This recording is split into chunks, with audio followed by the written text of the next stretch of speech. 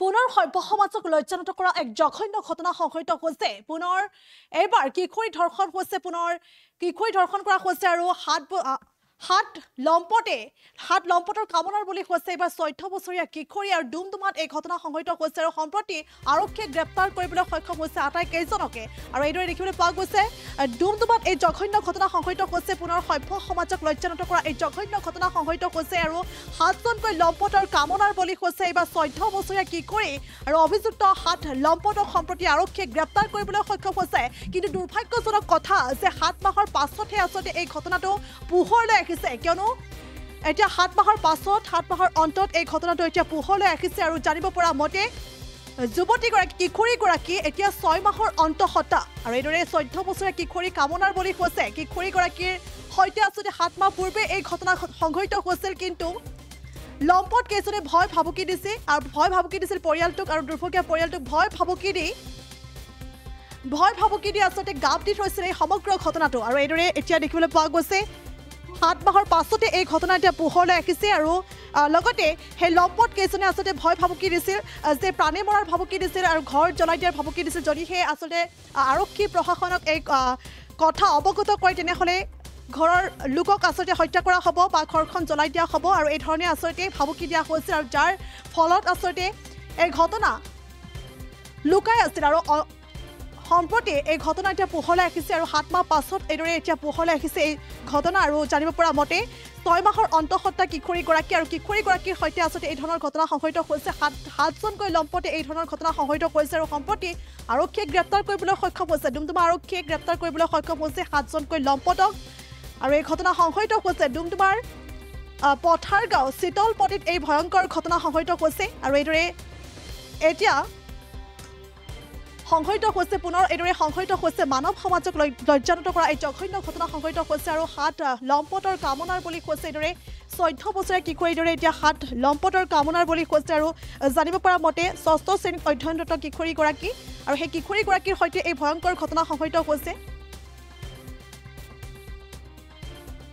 আৰু সম্প্ৰতি আৰক্ষীয়ে গ্ৰেপ্তাৰ কৰিবলৈ সক্ষম হৈছে 7জনকৈ লম্পটক গ্ৰেপ্তাৰ কৰিছে আৰু 7 মাহ পাছত এতিয়া পোহৰলৈ আহিছে এই সমগ্ৰ ঘটনাটো, কিয়নো আচলতে আটাইকেইজন লম্পটে আচলতে ভয় ভাবুকি দিছিল, দুৰ্ভগীয়া পৰিয়ালটোক ভয় ভাবুকি দিছিল। যদিহে আৰক্ষী বা প্ৰশাসনৰ লোকক খবৰ দিয়া হয় তেনেহ'লে কিন্তু হত্যা কৰা হ'ব, আটাইকেইজন লোককে হত্যা কৰা হ'ব বা ঘৰ জ্বলাই দিয়া হ'ব, এনেধৰণে ভয় ভাবুকি দিছিল, ভয় ভাবুকি প্ৰদান কৰিছিল। আৰু সেই ভয় ভাবুকিতে আচলতে এই ধৰণৰ এতিয়া বিপদৰ সন্মুখীন হৈছে কিশোৰীগৰাকী আৰু এই ঘটনা সংঘটিত হৈছে ডুমডুমাত।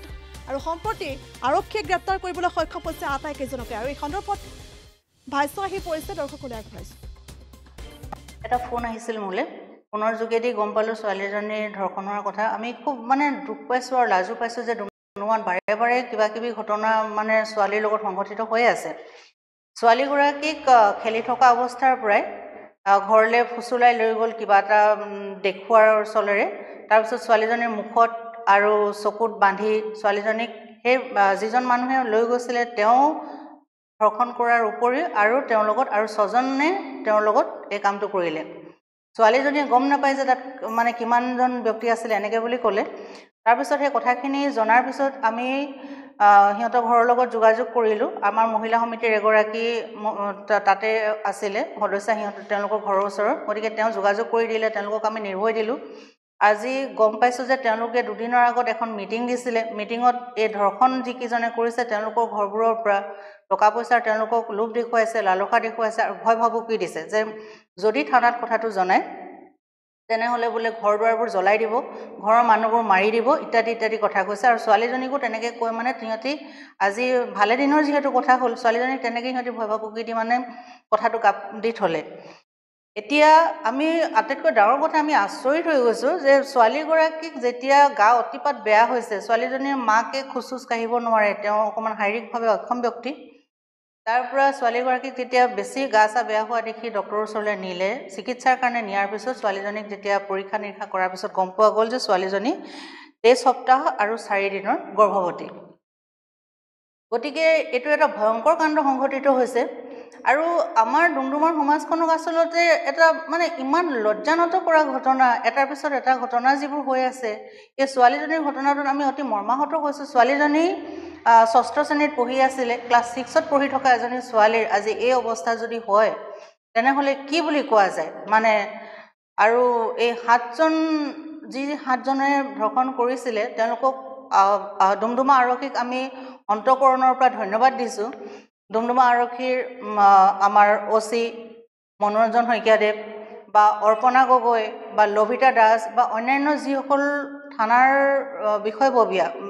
বিষয়া তেওঁলোকে যি তৎপৰতাৰে তৎকালীনভাৱে এই মানে গোটেই কাণ্ডটো মানে আনিলে আৰু তেওঁলোকক গ্ৰেপ্তাৰ কৰিলে বা থানালৈ আনি সোধপোছ চলি আছে এতিয়া কৰি আছে তাত আৰু বহুতবোৰ কথা ওলাব গতিকে এই ঘটনাটো মই ভাবোঁ খুব দুখৰ কথা হৈছে আৰু ইয়াত হয়তো আমি নজনাকৈ ইয়াত বহুতবোৰ এনেকুৱা ধৰণৰ কথাকাণ্ড সংঘটিত হৈয়ে আছে কাৰণ ছোৱালী বিক্ৰীৰ কথাটোতো আমি পাই আহিছোঁ আৰু আমি আপোনালোকক অৱগত কৰিছোঁ এই বিষয়ত আমি বহুতখিনি কথা আৰু বহুতকেইজন জেললৈ ইতিমধ্যে গৈছে সৰু নাবালক ল'ৰাক ধৰ্ষণ কৰিছে খেল খেলুৱাৰ চলেৰে ৰঞ্জন বৰ্মন বুলি এজনে আজি এই কথাটো গম পাইছোঁ এই কথাটোত মানে প্ৰথমতে ভোলা তাঁতী বুলি এজন জড়িত আছিলে আৰু তেওঁৰ সহযোগী আছিলে আৰু কেইজনমান তাৰে দুজনমান প্ৰাপ্তবয়স্ক আৰু দুজনমান নাবালক মানে আছে গতিকে ইমান দুখজনক ঘটনা মানে কি বুলি কওঁ নিজে লাজো পাইছোঁ দুখো লাগিছে আৰু ছোৱালীজনীক দেখি মানে অতি মৰ্মাহত হৈ পৰিছে